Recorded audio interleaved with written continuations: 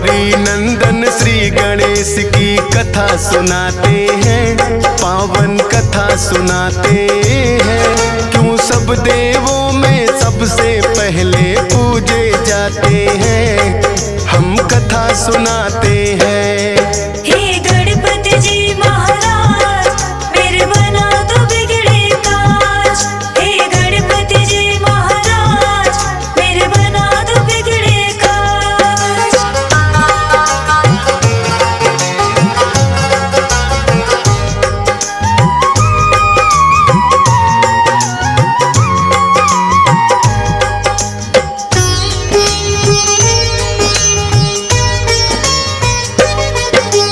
कैसे जन्म हुआ गणपति का पहले तुम्हें बताएं। गौरा कक्ष में शिव गण तो जब तब आ ही जाए।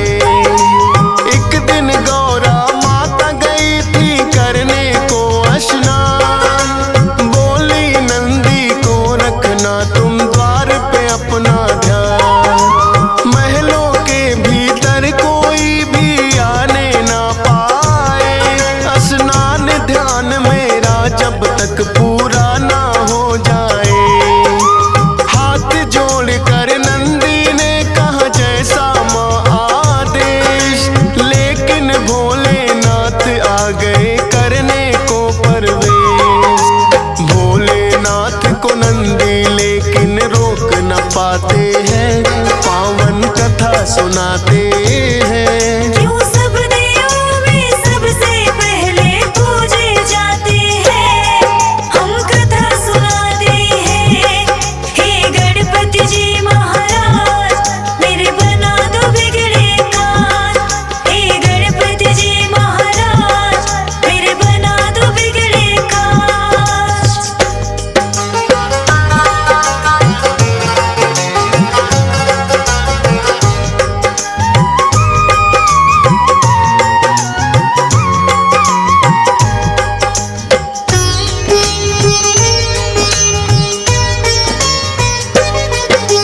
गौरा ने कहा नंदी से क्यों ना मानी मेरी बात। बोले नंदी रोकूं कैसे, खुद है भोलेनाथ।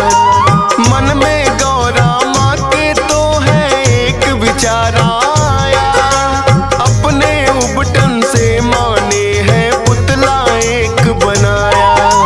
मंत्र शक्ति से पुतले में फूंक दिए हैं प्राण। शुभ मुहूर्त में माँ गौरा ने रखा गणेश है नाम। बोली माँ के आज्ञाकारी बनकर तुम रहना।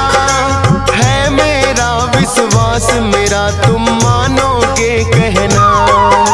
हाथ जोड़ वो माँ गौरा को शीश नवाते हैं, पावन कथा सुनाते हैं। क्यों सब देवों में सबसे पहले पूजे जाते हैं, हम कथा सुनाते हैं। हे गणपति जी महाराज, मेरे बना दो बिगड़े काज। हे गणपति जी महाराज, मेरे बना दो बिगड़े काज।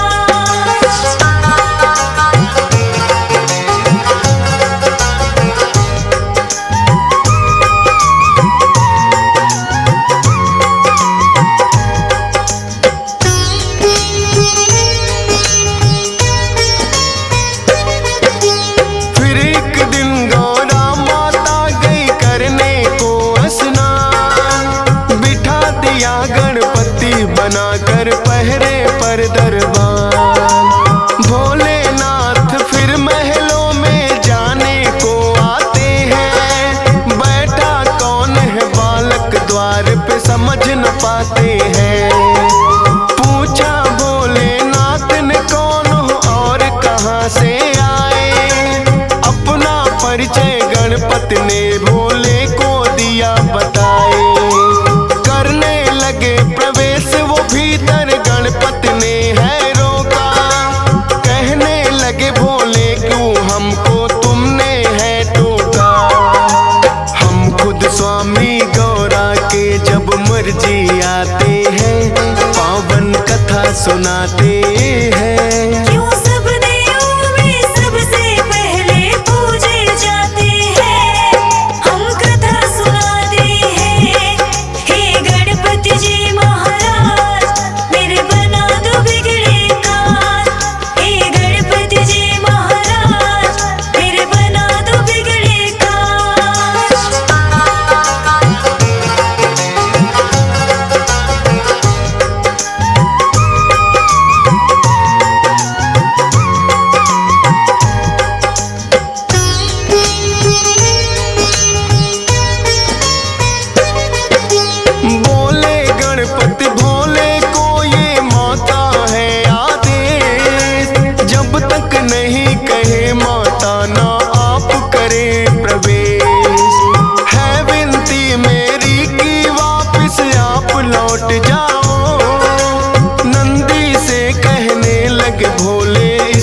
जरा हटाओ।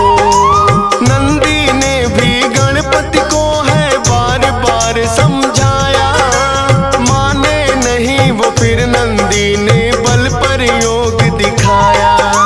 बड़े ही बलशाली है गणपति नंदी हारे हैं, फिर तो शिवगण उन्हें हटाने आ गए सारे हैं। सब मिल कर के भी गणपति को हटा न पाते हैं, पावन कथा सुनाते हैं। क्यों सब देवों में सबसे पहले पूजे जाते हैं, हम कथा सुनाते हैं।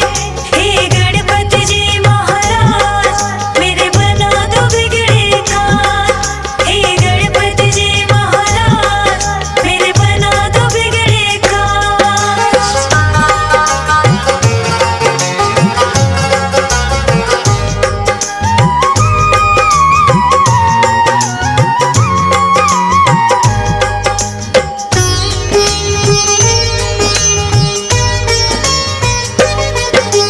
फिर तो भोलेनाथ ने सब देवों को बुलाया था, सारे ही देवों ने गणपति को समझाया था।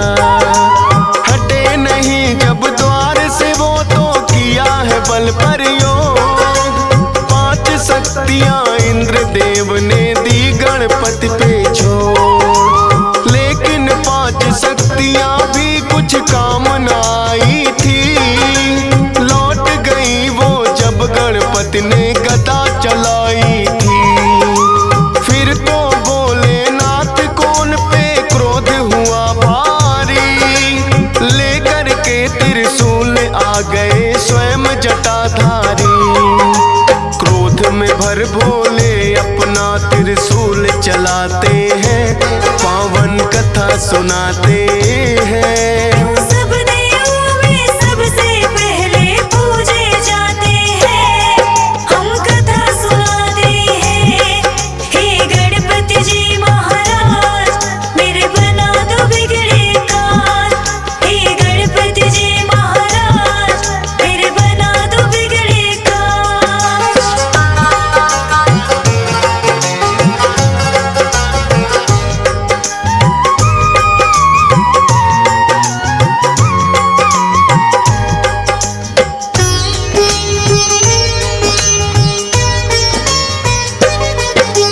वारिस फिर त्रिशूल गर्दन हो गई थी न्यारी, गौरा माँ ने जब देखा तो रुदन किया भारी। बोली कि क्या किया आपने ये है भोलेनाथ, द्वारपाल ये बन के खड़ा था मान के मेरी बात। लाल मेरे के प्राण तुम्हें वापिस होंगे लौटाने, रो रो करे बिलाप मगौरा बात नहीं वो माने। कहने लगे भोले गणेश का खंडित शीश हुआ, पीठ घुमा कर सोई हो जो बच्चे से मां। उस बच्चे का शीश तो हम गणपति को लगाते हैं, पावन कथा सुनाते हैं। क्यों सब देवों में सबसे पहले पूजे जाते हैं, हम कथा सुनाते हैं। हे गणपति जी महाराज मेरे बना दो बिगड़े काज, हे गणपति जी महाराज मेरे बना दो बिगड़े काज।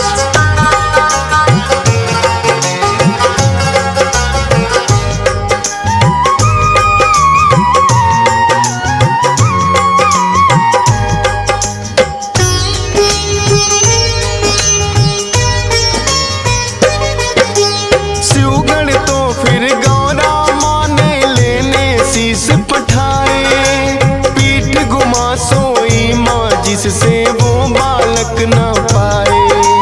खोज खोज वो हार गए छानी दिशा सभी, एक हथनी आई नजर थी उन सबको तो तभी।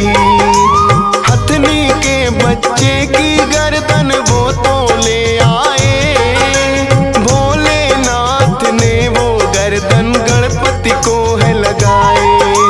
लगी जो गज की गर्दन वो जिंदा हो जाते हैं। सबसे पहले माता पिता को शीश झुकाते हैं। इसीलिए तो गजानन भी ये कहलाते हैं, पावन कथा सुनाते हैं। सब देवों में सबसे पहले पूजे जाते हैं, हम कथा सुनाते हैं। हे गणपति जी महाराज, मेरे बना दो बिगड़े काज। हे गणपति जी महाराज, मेरे बना दो बिगड़े काज।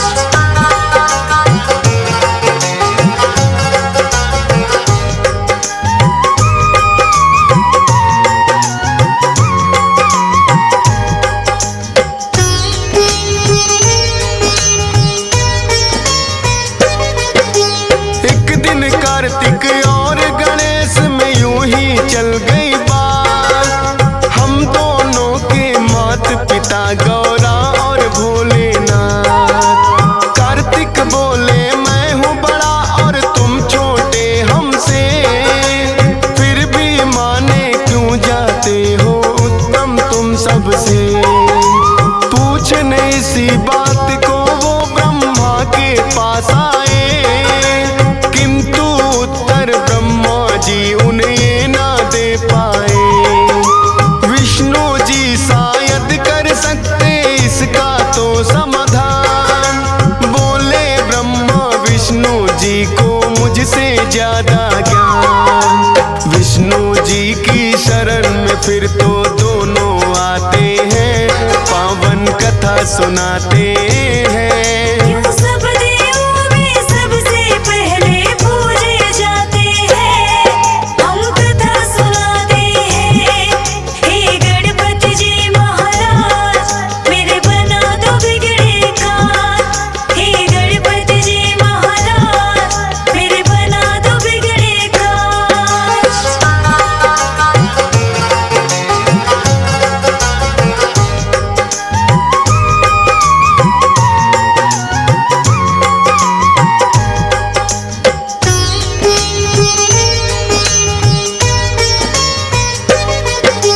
विष्णु जी तो दोनों को ही उत्तम बतलाए, लेकिन उनके उत्तर ये सहमत ना हो पाए। बोले विष्णु भोले देंगे इसका सही उत्तर।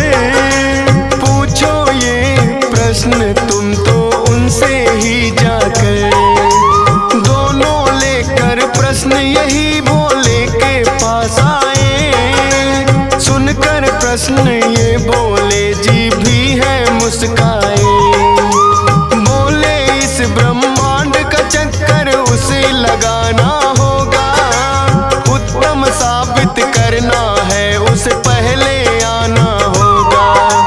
अपने मयूर से ये सुनकर कार्तिक उड़ जाते हैं, पावन कथा सुनाते हैं। सब देवों में सबसे पहले पूजे जाते हैं, हम कथा सुनाते हैं।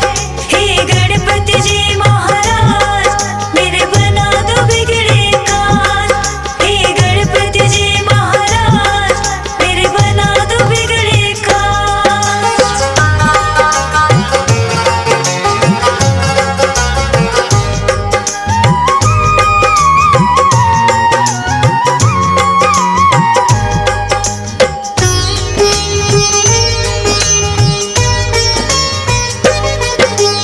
उड़े जो कार्तिक तो गणेश भी मन में मुस्काए।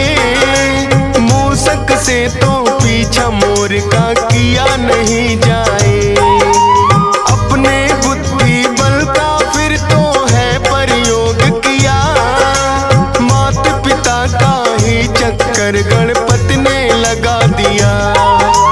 आपके ही चरणों में मेरी सारी सृष्टि है, कहने लगे भोले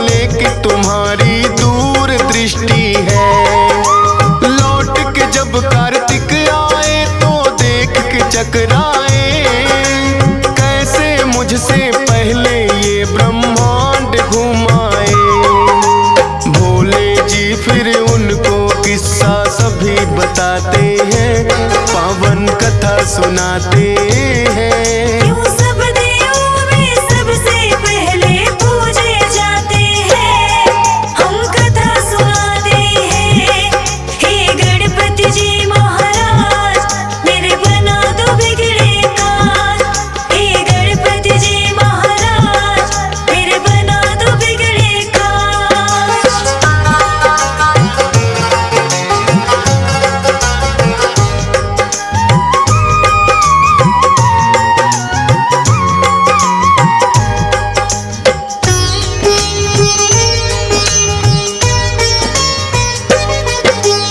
माता पिता के चरणों में ही होता है संसार।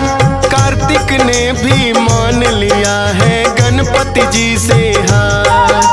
भोले ने वरदान दिया उत्तम कहलाओगे, सब देवों से पहले गणेश जी पूजे जाओगे।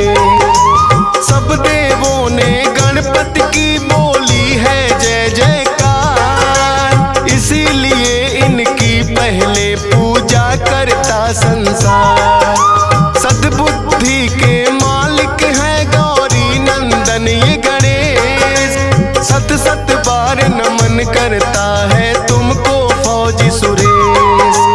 डीएस पाल से कितने सेवक महिमा गाते हैं, पावन कथा सुनाते हैं।